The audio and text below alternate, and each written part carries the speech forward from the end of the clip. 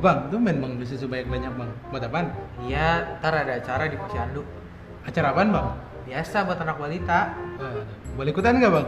Boleh, tapi kamu harus diimunisasi dulu. Waduh, kagak dah.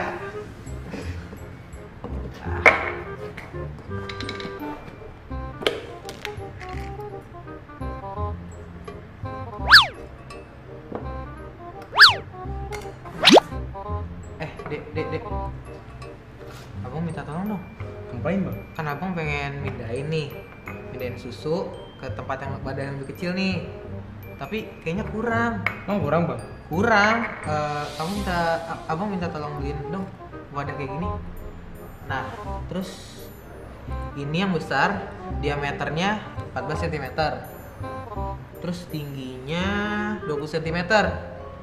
Nah, kamu beli ya yang ini nih. Kalau yang ini yang kecil diameternya 4 cm. Buat tingginya itu 5,5 cm. Nah, kamu beli ya di apotek atau Belinya berapa banyak bang? Ya, kau kan abang udah kasih clue-nya, masa nggak tahu sih? Dia pakai clue segala kayak acara kuis. Udah cepetan beli. Nih, mau buat acara ntar sore nih anak-anak. Cepetan. Ayo cepetan, beli sana. Harus pas apa bang? Harus. Deh kayak pom bensin ya bang, harus pas. Harus lah.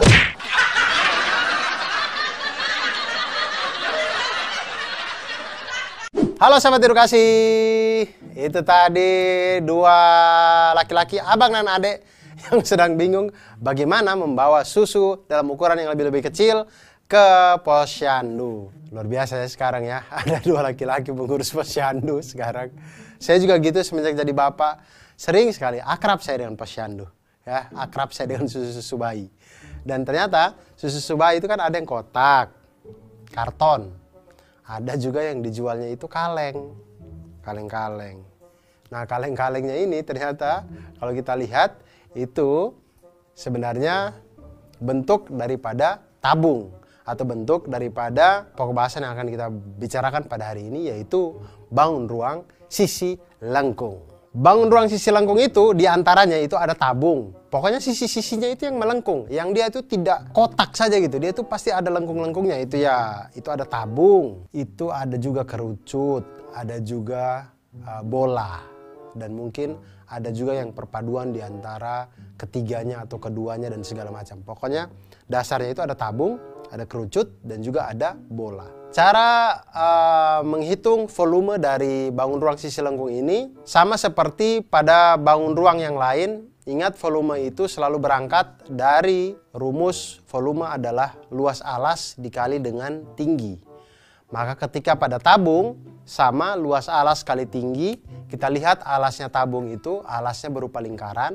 Berarti luas lingkarannya itu adalah pi r kuadrat dikali dengan tinggi. Nah, tinggi tabungnya itu ya kita simbolkan dengan T. Maka volume dari tabung itu adalah pi r kuadrat dikali dengan T. Nah, sekarang kita lihat ke permasalahan yang tadi ya. Dua kakak beradik tadi. Ada kakaknya itu membeli dua kaleng susu bubuk dengan ukuran diameternya 14 cm dan tingginya 20 cm. Kemudian abangnya itu akan membagikan susu tersebut ke Posyandu menggunakan wadah yang lebih kecil berbentuk tabung juga, diameternya itu 4 cm, kemudian tingginya adalah 5,5 cm. Nah, sekarang abangnya cuma punya 3 wadah kecil, tabung kecil. Kira-kira berapa banyak wadah yang harus dibeli oleh abang tersebut agar susu dalam kaleng yang besar itu habis? Nah, sekarang masalahnya adalah berapa banyak wadah kecil yang harus disiapkan oleh abang tersebut agar susu bubuk yang ada di dalam dua kaleng yang besar itu bisa habis terpindahkan gitu. Nah, di sini akan kita hitung volume dari tabung. Nah, untuk menjawab permasalahan ini, pertama kita cari tahu dulu volume dari wadah susu yang besar, yang dua kaleng yang dibawa sama kakaknya tadi itu, abangnya tadi. Kita lihat diameter wadah yang besar itu adalah 14 cm. Kemudian dari diameternya 14 cm, maka jari-jarinya adalah setengah diameter, maka setengah dikali dengan 14 sama dengan 7 cm. Tinggi wadah yang besar itu 20 cm, maka volume kaleng susu yang besar itu adalah pi r kuadrat. Pi r kuadrat dikali dengan T. Maka volume kaleng yang besar tadi, kaleng susu yang besar adalah pi 22/7 dikali dengan 7 kuadrat dikali dengan 20 cm. Hasilnya adalah 3080 cm kubik. Nah, kemudian kita lihat volume dari wadah yang kecil. Volume dari wadah yang kecil itu diameternya sebesar 4 cm, jari-jarinya maka setengah dikali 4 sama dengan 2 cm. Kemudian tinggi wadah yang kecil itu adalah 5,5 cm, maka volume dari wadah yang kecil adalah pi r kuadrat dikali T sama dengan 22/7 dikali dengan 2 pangkat 2 dikali dengan 5,5 sama dengan 69,08 cm kubik. Nah, di sini kemudian baru kita bagi volume yang besar dengan volume yang kecil. Maka volume yang besar itu adalah 3080 cm kubik dibagi dengan 69,08 cm kubik sama dengan 44,58. Nah, sedangkan jumlah wadah itu kan tidak mungkin koma-koma, semuanya itu harus bulat.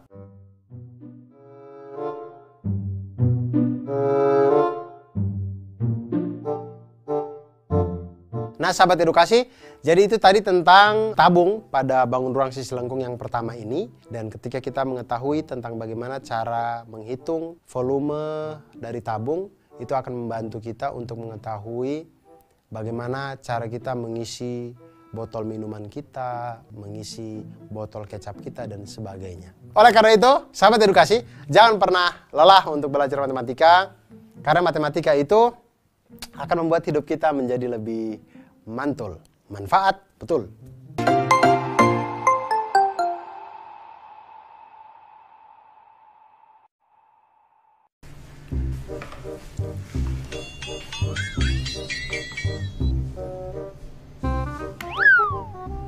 Waduh, belum sembuh. Masih hangat nih. Belum sembuh udah keluar dari rumah sakit.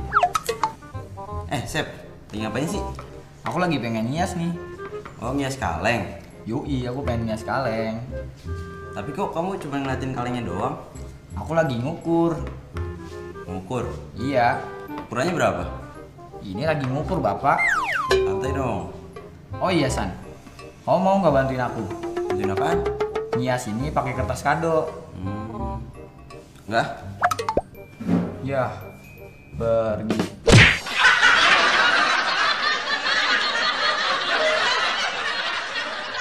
Halo sahabat edukasi, jangan seperti yang tadi itu ya, temennya minta bantuan malah ditinggal, jangan gitu. Walaupun kita tidak bisa, paling tidak kita duduk ikut menemani gitu.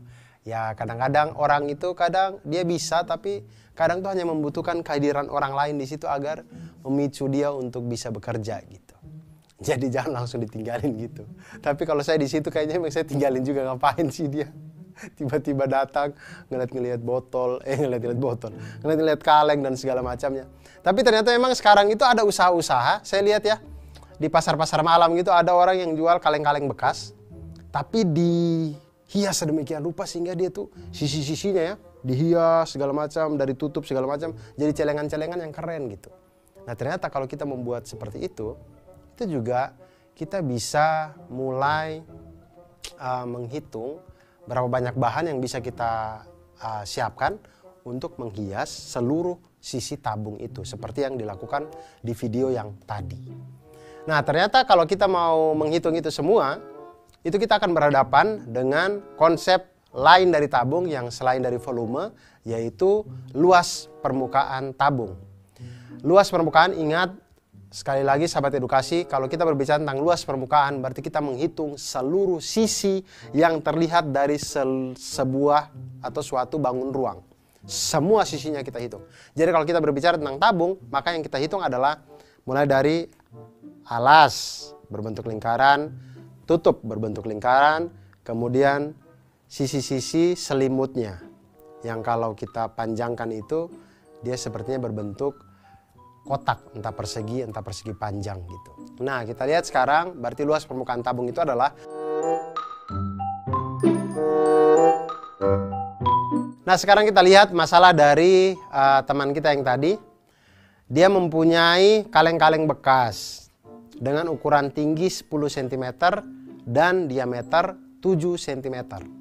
dia ingin memanfaatkan kaleng bekas ini untuk membuat celengan, memanfaatkan limbah. Nah, untuk memperindah celengan yang akan dijual, dia perlu membungkus nih kaleng ini dengan kertas kado kan. Nah, jika kertas kado itu harganya adalah Rp3.500 per meter persegi dan teman kita tadi akan membuat 100 celengan, pertanyaannya adalah berapa biaya yang akan dikeluarkan untuk membeli kertas kado. Nah, di sini kita hitung dulu luas permukaan dari satu kaleng yang ada. Diketahui diameternya itu adalah 7 cm, kemudian tingginya adalah 10 cm. Maka luas permukaan kaleng itu adalah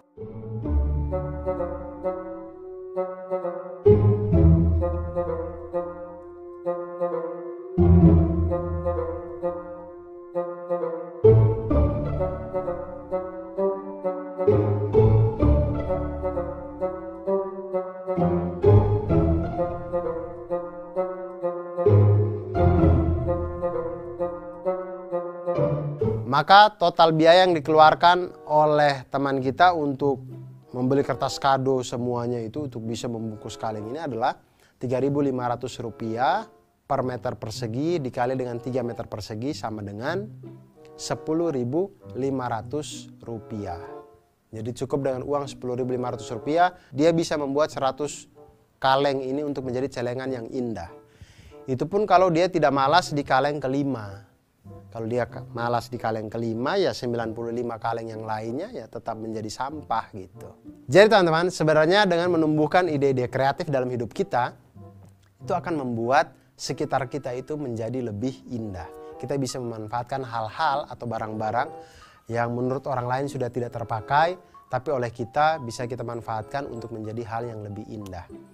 Dan ketika itu bertemu dengan persoalan-persoalan matematika, semuanya bisa kita selesaikan dengan konsep-konsep matematika yang sangat sederhana.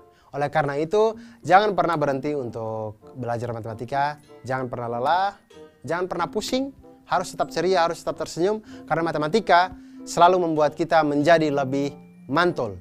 Manfaat, betul.